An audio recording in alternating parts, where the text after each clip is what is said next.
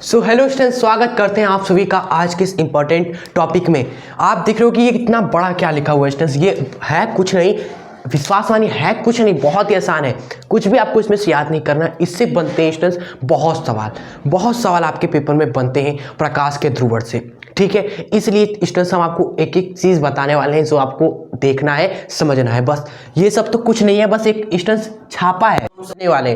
जब आप समझ जाओगे तो सब आसान हो जाएगा। ठीक है, क्लास 12 के स्टूडेंट्स के लिए ये वीडियो है। मेरा नाम अभिषेक गुप्ता है, ग्रेजुएशन बीएससी मैथमेटिक्स और कॉलेज बनारस हिंदू यूनिवर्सिटी। ठीक है, सो स्टूडेंट्स जब हमने इस चैप्टर की शुरुआत की तो हाइगेंस का तरंग सिद्धांत देखा और हाइगेंस की द्वितीयक तरंगिकाओं के सिद्धांत से परावर्तन की व्याख्या देखी बहुत ही इजी तरीके से और अपवर्तन की। क्लियर। और उसके बाद व्यतिकरण, विवर्तन। तो स्टूडेंट्स हाइगेंस बहुत साल 1600 1700 ईस्वी में आए, उन्होंने ये सिद्धांत दिया, लेकिन प्रकाश के ध्रुवण की व्याख्या उन्होंने नहीं कर पाई। क्लियर। तो 100-150 साल बाद एक और साइंटिस्ट आए फ्रेनल, उन्होंने प्रकाश के ध्रुवण की व्याख्या की भाई। लेकिन इन्होंने क्या किया, प्रकाश को अनुप्रस्थ प्रकृति का माना। किस प्रकृति का? अनुप्रस्थ प्रकृति का। क्योंकि अनुप्रस्थ प्रकृति में क्या होता है स्टूडेंट्स, तरंगे क्या होती है, जिस दिशा में जा रही है उसके ऊपर नीचे कंपन करती है। क्या करती है? कंपन करती हुई जाती है, कंपन करती हुई तरंगे जाती रहती है। क्लियर। आप कंपन कहीं भी कर सकती है, इसका पता नहीं है भाई साहब। तो स्टूडेंट्स आप समझ रहे हो, एक डाउट आया होगा कि सर जी हमारे फ्रेनल साइंटिस्ट आए, उन्होंने अनुप्रस्थ प्रकृति का तरंग माना और व्याख्या कर दिया। जो हमारे साइंटिस्ट थे हाइगेंस, वो किस प्रकृति का मानते थे? हाइगेंस ने माना था कि जो प्रकाश तरंग होती है वो अनुदैर्घ्य प्रकृति की होती है स्टूडेंट्स। ठीक है, अनुदैर्घ्य में क्या होता है, देखो अनुदैर्घ्य में स्टूडेंट्स जिधर तरंग जा रही है कण आपका उधर ही कंपन करता है। ठीक है, जैसे हम बोल रहे हैं तो स्टूडेंट्स जो कण है वो आगे वाले कण से टकरा रहा है, आगे वाला कण कंपन करके दूसरे से तीसरे से टकराते हुए आवाज इस तरीके से बह रहा है। आप समझ सकते हो, तरंग जा रही है स्टूडेंट्स, जो ध्वनि ऊर्जा है वो कणों में कंपन करती हुई आगे बढ़ रही है। इसी तरह प्रकाश ऊर्जा को भी माना गया हाइगेंस के द्वारा कि यह अनुदैर्घ्य प्रकृति की होती है, लेकिन उससे उन्होंने व्याख्या नहीं कर पाई प्रकाश के ध्रुवण की। फ्रेनल आए, उन्होंने अनुप्रस्थ प्रकृति की तरंगे मानी स्टूडेंट्स, फ्रेनल ने। क्लियर। और कहानी स्टार्ट हुई प्रकाश के ध्रुवण की। अब ठीक है, आइए शुरू करते। अब स्टार्ट हो रहा है हमारा महत्वपूर्ण चीज। कहानी समझना था कि हाँ इंटरेस्ट डेवलप हो, कि शुरू हुआ था तो अंत यहाँ हो रहा है आपका, उसके बाद नया चैप्टर है ना, इसलिए आओ। तो देखिए, प्रकाश मान लिया गया अनुप्रस्थ प्रकृति की, यानी कि जब प्रकाश जाएगा, तरंग मान लो प्रकाश की इधर जा रही है, तो हर एक कण क्या करेगा स्टूडेंट्स, हर एक कण कंपन करेगा। और किधर? लंबवत। अनुप्रस्थ में लंबवत कंपन होता है। तो जो कण होगा यहाँ का, यहाँ का, यहाँ का, हर एक कण क्या कर रहा होगा, कंपन कर रहा होगा। भाई किसी भी दिशा में कंपन कर सकता है, ऊपर नीचे दाएं बाएं, बस लंबवत कंपन करना चाहिए। ठीक है स्टूडेंट्स, लंबवत कंपन होना चाहिए आपका। चलो, सो इस प्रकार की जो प्रकाश से होती है, इस प्रकाश को क्या बोलते हैं स्टूडेंट्स? अध्रुवी प्रकाश। इस तरह के प्रकाश को बोला गया अध्रुवी प्रकाश, जिसमें जो आपका कण होता है, कण उसका जो कंपन होता है वह सभी दिशा में होता है, हर एक डायरेक्शन में कंपन कर रहा होता है कण, हर डायरेक्शन में कंपन कर रहा होता है दोस्तों, एवरी डायरेक्शन में। क्लियर। समझे आप सभी? अध्रुवी प्रकाश क्या है? जिसमें स्टूडेंट्स जो प्रकाश तरंगे अनुप्रस्थ प्रकृति की होती है और जो कण होता है हर एक, वह सभी दिशा में कंपन कर रहा होता है, उसे बोलते हैं अध्रुवी प्रकाश। ठीक है। अब स्टूडेंट्स क्या किया जाता है, इसको एक ध्रुवक के सामने लाया जाता है, इस प्रकाश को एक ध्रुवक से गुजारा जाता है। ठीक है।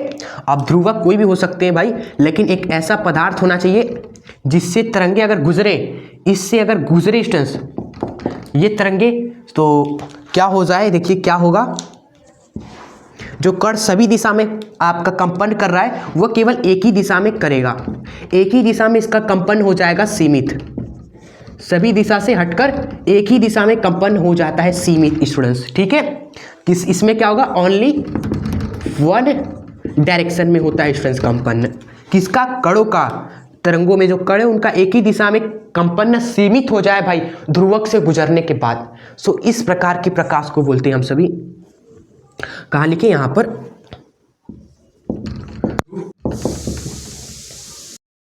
ध्रुवीय प्रकाश स्टूडेंट्स, तो एग्जाम में क्या क्या आता है? एग्जाम में आता है स्टूडेंट्स कि अध्रुवीय प्रकाश क्या होता है, ध्रुवीय प्रकाश से आप क्या समझते हैं। तो आपको बस यही चीज़ें लिखनी है जो आप समझे हो। ये तो एडिशनल हमने लिख दिया है स्टूडेंट्स, परिभाषा है जो बुक्स में थी, लेकिन फिर भी उसको ईजी बना के हमने इस तरीके से लिखा है कि आप एक ही बार पढ़ो तो आपको सारी चीज़ें समझ में आ जाए। क्लियर?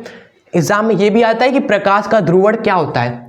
तो दोस्तों अध्रुवीय प्रकाश का ध्रुवीय प्रकाश में बदलाव, परिवर्तन ध्रुवक के द्वारा, ये क्या है स्टूडेंट्स? ये है आपका ध्रुवक, जो अध्रुवीय प्रकाश को ध्रुवीय प्रकाश में बदल देता है। और यही जो प्रक्रिया होती है स्टूडेंट्स, यही जो प्रक्रिया होती है, इस प्रक्रिया को ही बोलते हैं प्रकाश का ध्रुवण। ठीक है, अब आपका मन, आप चाहे इसको याद कर लीजिए या फिर अगर आप समझ गए हो तो आप एग्जाम में लिखना प्रकाश का ध्रुवण क्या है। कि स्टूडेंट्स जब हमारा अध्रुवीय प्रकाश होता है स्टूडेंट्स, जिसमें कण हमारे हर एक दिशा में कंपन कर रहे होते हैं, इसको अगर हम ध्रुवीय प्रकाश से गुजारते हैं, ध्रुवीय प्रकाश से हमने क्या किया, पास किया, तो स्टूडेंट्स इस कणों का जो कंपन है वह एक ही दिशा में सीमित हो जाता है। यहां पर एक ही दिशा में सीमित है, क्लियर, ओनली वन डायरेक्शन, जिसे ध्रुवीय प्रकाश बोलते हैं। और स्टूडेंट्स इसी अध्रुवीय प्रकाश का ध्रुवीय प्रकाश में परिवर्तन प्रकाश का ध्रुवण कहलाता है। तो अगर आप समझ गए तो लिख दीजिएगा एग्जाम में, नहीं तो कुछ लोग स्टूडेंट्स, नहीं तो काफ़ी लोग अच्छा नोट्स बनाते हैं बढ़िया अच्छा खासा, तो उनके लिए हम यहाँ पर लिखे हुए हैं अच्छी तरीके से। क्लियर? जो कंपन है स्टूडेंट्स, यह कण का भी कंपन कहलाता है और यह स्टूडेंट्स वैद्युत सदिश का भी कंपन कहलाता है।